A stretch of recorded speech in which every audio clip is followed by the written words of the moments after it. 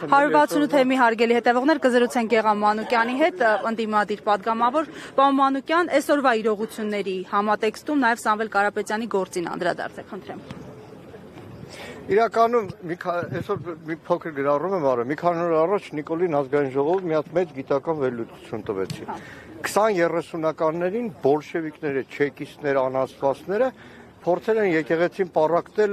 մի հատ աղանդավորական շարժում ա եղել ազատ եկեղեցի։ Լրիվ նույնն է, ինչ որ տեր հայրեր, բան, նույն թեմաներով։ Չեն հաջողել, ամբողջ Կովկասով են փորձել հաջողել։ Անաստվածներ ամսագիր են տպել, թերթ են տպել, ամեն ինչը փորձել են արել, ոնց որ հիմա տեր Արամներ, Դանիել Իվանեսյանները, այդ Դանոսը քնչական հասցնողներ, եւ այնինչ որ այսօր կատարվում է 37-ը մեր պապիները արդեն մեծ մասը չկա որ պատմի 37-ը մեր բոլորի աչքի առաջ է եւ նույն այսօրվա դատաքննությունը Սամվել Կարապետյանի դատաքննությունը այլոց մեր երկրում իրավական դատական համակարգը հետեւյալն է դատավորի անունը հնչում է բոլորը գիտեն օրինակ Դանիելյան Արմենին որ խնդրում էին ԿՊ-ին ասում են տարեք վճռաբեք որ կալանքի էլ որոշում չկայացնի բոլորը գիտեն Դանիելյան Արմենը անունը կա նշանակում է կալանքը կա Չեմ ուզում դեպքերից տասված, որ սխալված լինեմ, բայց Տոլմազյան անունը հնչում է, բոլորը գիտեն արդեն։ Բոլորը գիտեն, եւ բայց ամենաահավորը այն տուն պահող բոլոր անաստվածները, քննիչ, այն դիմակ հակած ԱԱԾ-ականները թող հասկանան, որ տեսախցիկի առաջ են դիմակով։ Գնում են տուն երեսներին երևի տունել են թքում։ Թող չարթարանան տուն են պահում։ Ոչ մեկ ԱԱԾ պետից, քնչականի պետից մինչև վերջի ստահակը։ Ասում պետությանն ենք ծառայում։ Պետությանը չեն ծառայում, Ստալինին ժամանակել են պետությանը ծառայում միլիոնավորների գլուխները։ Բոլորը։ Եվ այսօր մեկ էլ տեսնում ես փորձ է արվում։ Այդ ծառայամիտները որոշ դեպքերում փորձում են չկմեղանալ, փաստաբան են դառնում, արդարություն են փորձում պաշտպանել։ Այսինքն հարցը հասնում է միտեղ, որ փաստաբանը նստած է մի քանի ամիս առաջ դիմացի դատախազի աթոռին է նստած նույն անարդարությունը գործում էր։ Եվ այս բոլոր տարիներին եղել են արդարություն, բայց այս ձևի ցինիկությունը հաստատ չի ներվելու։ Այդ պատիտակերով իրենք չեն քայլելու։ Չի ներել, դուք չեք ներելու, ես չեմ ներելու, իմ երեխեք չեն ներելու։ Համար ինչ քայլեր եք անում, պարոն Մանուկյան, խորհրդարանական ընդդիմությունը մասնավորապես ինչ է անում այսօր առավոտյան տեղի ունեցած գործողություններից հետո, մասնավորապես նաև որ Արագածոտնի թեմի առաջնորդի եւ եւս երկու քահանաների տեղը մինչեւ այս պահը շարունակում է անհայտ մնալ եւ նաև պիտի մեջ բերեն պարոն Կարապետյանի խոսքը, որ ինքը ասել էր, եթե քաղաքական գործիչները չկարողանան պաշտպանել եկեղեցուն, իրենք իրենց ձևով են մասնակցում Հարգելի Մերի ջան, եկեք հիշենք Միքայել Սրբազանի ԱԱԾ-ն, որ փորձում էր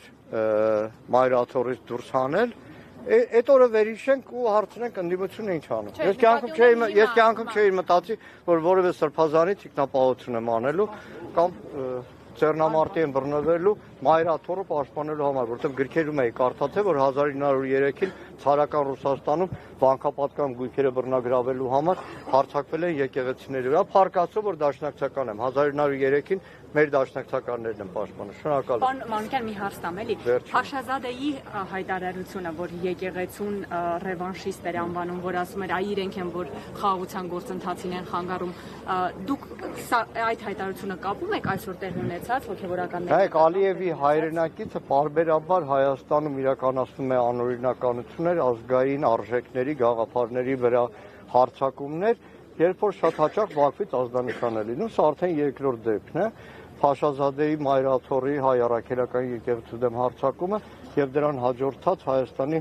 իրավապահ համակարգի Նիկոլի թելադրանքով իրավապահ արդեն մեղ կա ասել, Նիկոլի ստրուկների, Նիկոլի ծառաների թելադրանքով կատարվող գործողությունները։ Մի բան եմ ուզում ասել։ Իրավունք չունեմ քննիչ հանձնաժողովի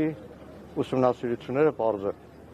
Այստեղ ոստիկաններ են կանգնած, որ վստահաբար իրենց երեխաներն են կնքված, պսակ են արել, շատ հաճախ այդ ոստիկանների հետ անցնող տարիներին բախում ենք ունեցել, իրանք էլ են ասել, որ տուն ենք պահում, բայց մի բան, որ արդեն դատախազություն հարցում եմ արել։ 44 օրյա պատերազմում առաջնագիծը լքած ոստիկանական ստորաբաժանումների, ոստիկանության զորքերի, ներքին զորքերի քանի զինծառայողի նկատմամբ է հարուցված քրեական գործ։ Շատ հաճախ Միշտ գաղտնիք համնում, լավ է իրավապահ համակարգի Նիկոլը ոնց ասում բռի մեջ պահում, ու մեկ էլ հասկանում ես, որ 44 օրյա պատերազմում շատ հաճախ հարուցված քրեական գործերը օդում կախված մնալով դրանով Նիկոլ Փաշինյանն թոք որ ասում է, թոք է ծառայեցնում իրավապահ մարմիններին մինչև վերջ իրեն ծառայեցնելու։ Շնորհակալ եմ։ Շնորհակալություն։